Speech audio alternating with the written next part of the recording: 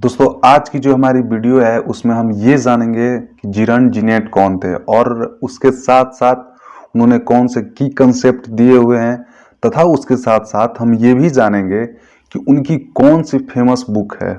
दोस्तों जीरन जीनेट का जन्म 7 जून 1930 को हुआ और उनकी मृत्यु 11 मई 2018 को हो गई।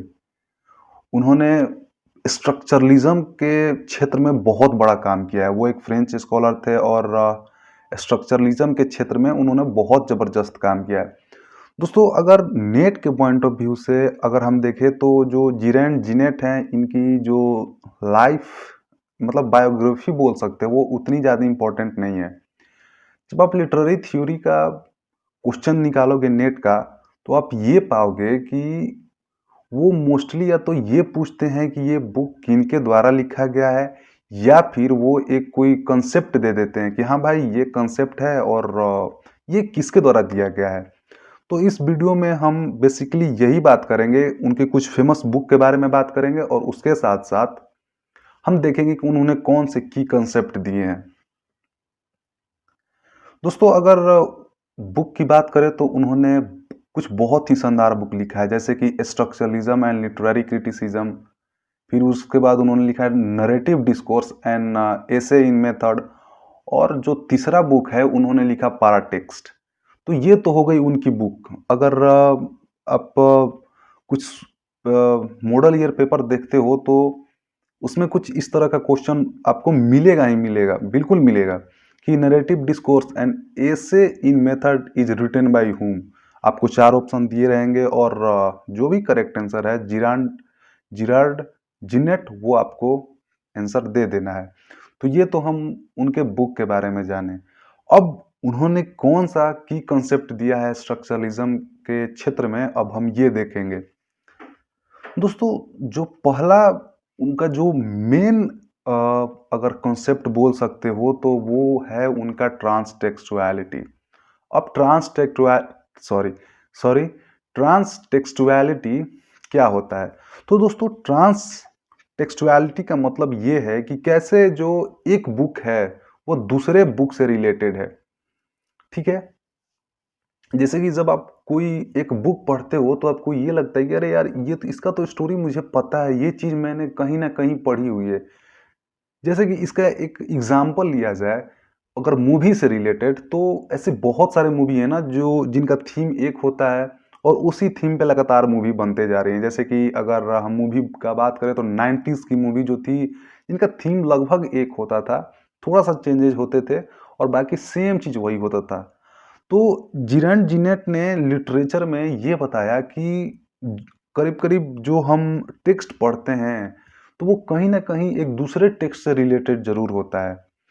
अब जो उन्होंने कॉन्सेप्ट बनाया ट्रांस टेक्सटुअलिटी का, इसको उन्होंने 5 प्रकार में विभाजित किया। जो इसका पहला पार्ट है वो उसको बोलते हैं हम लोग इंटरटेक्सटुअलिटी। दोस्तों अब इंटरटेक्सटुअलिटी क्या है?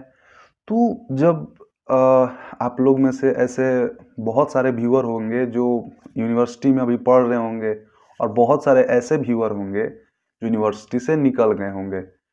तो इंटरटेक्सुअलिटी क्या है कि जब सपोज कि हम अभी मास्टर्स कर रहे हैं तो एक क्वेश्चन आया कि write and critical analysis of हेमलेट।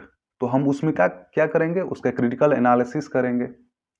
अब उस एनालिसिस में हम कोटेशन यूज कर सकते हैं, हम इल्यूजन यूज कर सकते हैं, हम थीम यूज कर सकते हैं। तो ये जो कोटेशन है, जो इल्यूजन है, वो ऑलरेडी कहीं ना कहीं एक बार यूज हो चुका है। जैसे कि मान लीजिए कि आप यूज करते हो कि time and tide wait for none, little knowledge is dangerous thing. Suppose कि आप किसी चीज का एनालिसिस कर रहे हो, उसमें आप ये 2 कोटेशन डालते हो। तो ये जो दोनों कोटेशन है ये ऑलरेडी अलेक्जेंडर पोप ने लिखा हुआ है। और क्या कर रहे हो आप कि उस चीज को ऐड कर रहे हो एक दूसरे टेक्स्ट को एनालिसिस करने के लिए। तो यहाँ क्या हुआ कि 2 टेक्स्ट, यानी कि अलेक्जेंडर पोप ने जिस भी टेक्स्ट में लिखा होगा कि little knowledge is dangerous things, और आप यहाँ पर जब दूसरा टेक्स्ट जो डील कर रहे हो, क्रिटिकल एनालिसिस दे रहे हो, उसमें ये लाइन आप कोटेशन ऐड कर रहे हो, तो इसका मतलब क्या हुआ कि जो दो बुक है वो एक दूसरे से कनेक्टेड है। ये कंसेप्ट है इंटरटेक्सुअलिटी का। दोस्तों जो दूसरा कंसेप्ट है वो है मेटा टेक्सुअलिटी। और मेटा टेक्सुअलिटी क्या होता है? जब आप कभी बुक पढ़ोगे, बहुत सारे बुक ऐसे हैं मार्केट में अवेलेबल हैं, जब आप पढ़ते हो तो आप ये पाते हो कि वो बुक किसी एक और स्टोरी के बारे में बात कर रही है और उसके बारे में कुछ उसने क्रिटिकल एनालिसिस किया हुआ है, क्रिटिकल कमेंट्री किया हुआ है। जैसे कि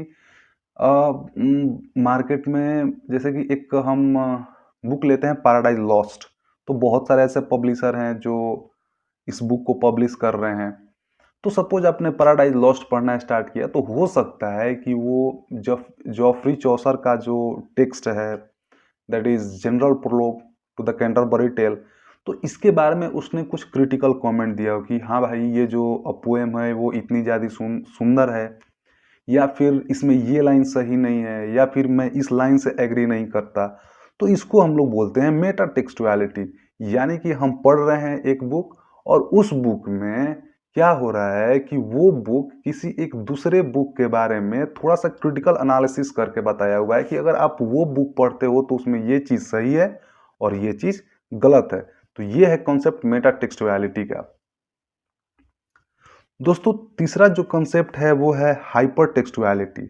अब हाइपर टेक्सुअलिटी क्या होता है? तो हाइपर टेक्सुअलिटी ये है कि जो मैंने पहले एग्जांपल दिया कि जो हम 90 के दशक में मूवी देखते थे, तो वो सब मूवी करीब करीब एक होता था कि यार मतलब हीरो आया, उसको एक लड़की से प्यार हुआ, फिर वो गुंडे आए लड़की को लेकर भाग गए, हीरो गया उसके साथ, मतलब हीरो और विलन में फाटा नॉट फैटा फैटी, उन दोनों के बीच एक फाइट हुई और उसमें हीरो जीत गया, जख्मी हो गया, जीत गया और फिर हीरोइन को लेकर वो चला गया और इस तरह मूवी खत्म हो जाती थी। तो लगभग हर एक जो मूवी था उसका अगर हम लोग क्लोजली देखेंगे तो 90% यही स्टोरी रहता था। तो हाइपर टेक्सुअलिटी अगर हम लिटरेचर में बात करें तो ये भी करीब करीब वैसा ही है। अच्छा, एक लिटरेचर में हम सर विलियम शेक्सपियर ने एक बहुत ही ज़बरदस्त ट्रेजेडी लिखी है, that is called King Lear. तो किंग लियर एक ट्रेजेडी है, उसमें क्या होता है कि लास्ट में जो उनकी छोटी बेटी होती है, वो जिसको वो प्यार नहीं करते हैं, वही उनको सबसे ज़्यादा हेल्प करती है। तो एडवर्ड बॉन्ड ने उस बुक को पढ़ा और वो उस बुक से एग्री नहीं किए कि नहीं यार ये क्या मतलब आपने लिख दिया है कि जो सबसे ज़्यादा आपको हेल्प किया वही सबसे ज़्यादा सफ़र किया। तो उनको ये चीज़ अच्छी नहीं लगी और उन्होंने क्या किया कि जो शेक्सपियर ने एक सैड एंडिंग दी थी, तो एडवर्ड बॉन्ड ने उसको एक हैप्पी एंडिंग दे दिया। उसमें क्या किया, जैसे कि शेक्सपियर का जो किंग लियर है उसमें जो उनकी छोटी बेटी होती है और जो उनका पिता होता है किंग लियर, वो दोनों मर जाते हैं। लेकिन एडवर्ड बॉन्ड ने क्या किया कि हैप्पी एंडिंग दे दिया कि फिर बाद में दोनों रीयूनाइट हो जाते हैं, दोनों एक साथ एक अच्छी खासी लंबी जिंदगी जीते हैं। तो हाइपर टेक्सुअलिटी का मतलब क्या होता है कि जब आप एक टेक्स्ट पढ़ रहे हो, एक्चुअली कंपैरिजन में दो टेक्स्ट है और वो दोनों टेक्स्ट पढ़ रहे हो, तो वो उन दोनों टेक्स्ट में स्टोरी जो है 90% सेम है, लेकिन लास्ट का जो 10% है वो सिर्फ चेंज हो जाता है। उसको बोलते हैं हम लोग हाइपर टेक्सुअलिटी। जो चौथा कॉन्सेप्ट है वो आर्किटेक्चुअलिटी है। ये जो है डिजाइनेशन पार्ट ऑफ जॉनरा के बारे में बात करता है। मतलब कि जो बुक में आप बेसिकली आर्ट देख सकते हो या ड्राइंग देख सकते हो, वो कैसे रिलेटेड होता है एक दूसरे टेक्स्ट से, इस चीज के बारे में आर्किटेक्चुअलिटी बात करता है। दोस्तों जो पांचवा कॉन्सेप्ट है वो है पाराटेक्सुअलिटी। अब पाराटेक्सुअलिटी क्या होता है? तो पाराटेक्सुअलिटी जब आप एक बुक लोगे तो उसका पहला पेज नहीं दूसरा पेज देखोगे तो उसमें लिखा होता है प्रीफेस, फॉरवर्डेड टू, एपिग्राफ। ये चीज आपको बुक के समवेयर सेकंड पेज में आपको मिल जाएगा। तो उसी को हम लोग पाराटेक्सुअलिटी कहते हैं।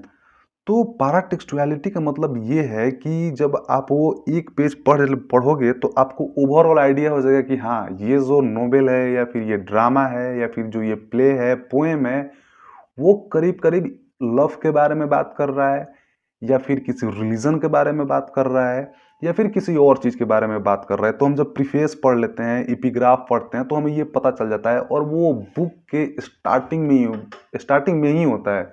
या तो वो दूसरे पेज पे आपको मिल जाएगा या फिर तीसरे पेज पे, यही दोनों में से कहीं एक जगह मिलता है। अब जो दोस्तों पाराटेक्सुअलिटी है वो 2 प्रकार में डिवाइड है। पहला को हम लोग बोलते हैं पेरीटेक्स्ट और दूसरा को बोलते हैं हम लोग एपिटेक्स्ट। तो पेरीटेक्स्ट और एपिटेक्स्ट क्या होता है?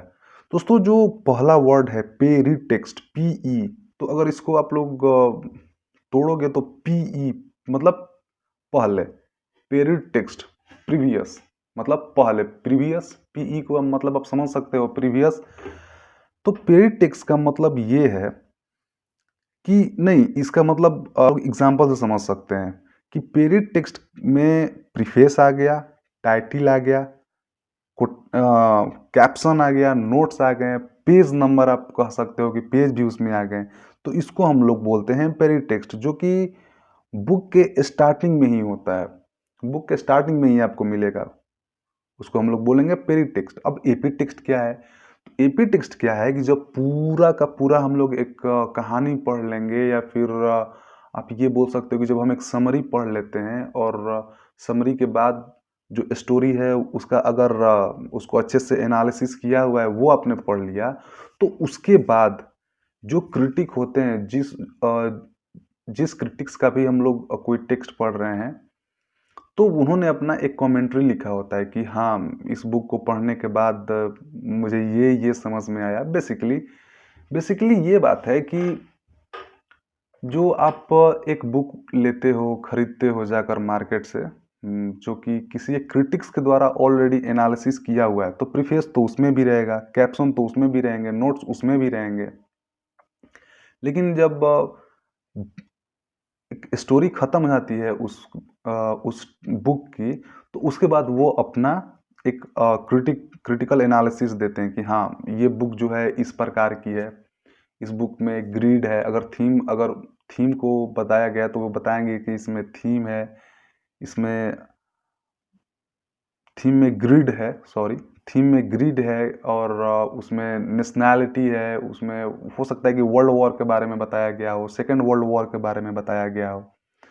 तो ईपी टेक्स्ट का मतलब क्या होता है कि इसमें क्रिटिक्स होंगे, इसमें इंटरव्यू होगा, इसमें रिव्यू होगा, इसमें प्राइवेट लेटर होगा और ये बुक के बाद लिखा हुआ होता है। ये बुक के पहले नहीं रहेगा, ये बुक के बाद रहेगा। यानी कि शॉर्ट टर्म में पेरी टेक्स्ट और एपी टेक्स्ट को समझें तो पेरी टेक्स्ट ये हो गया जो बुक के पहले है, फर्स्ट नहीं सेकंड पेज में, और एपी टेक्स्ट का मतलब हो गया कि जो बुक के लास्ट पेज में, मतलब 2, 3, 4 पेज जो होता है वो एपी टेक्स्ट होता है। उसमें हमको इंटरव्यू मिल जाएंगे, क्रिटिकल एनालिसिस मिल जाएगी, प्राइवेट लेटर मिल सकते हैं, बहुत सारी चीज़ें मिलती हैं। दोस्तों ये था हमारा कुछ की कंसेप्ट जो कि जिरार्ड जिनेट के बारे में, और ये नेट के पॉइंट ऑफ व्यू से बहुत ज़्यादा इंपॉर्टेंट है। तो नेट में ऐसा क्वेश्चन पूछा जा सकता है कि इंटरटेक्सुअलिटी जो है वो किसके द्वारा रूल बनाया गया है, तो आंसर होगा जिरार्ड जिनेट। तो दोस्तों आज के लिए वीडियो में इतना ही। आप मुझे इंस्टाग्राम पर फॉलो कर सकते हो, द एलियन हंटर। और वीडियो देखने के लिए धन्यवाद। आगे अगर मैं और वीडियो बनाते जाऊंगा और आप कमेंट करके मुझे बताते जाओ कि आपको कौन सी वीडियो चाहिए। दोस्तों आज के लिए वीडियो में इतना ही। Keep loving literature. बाय।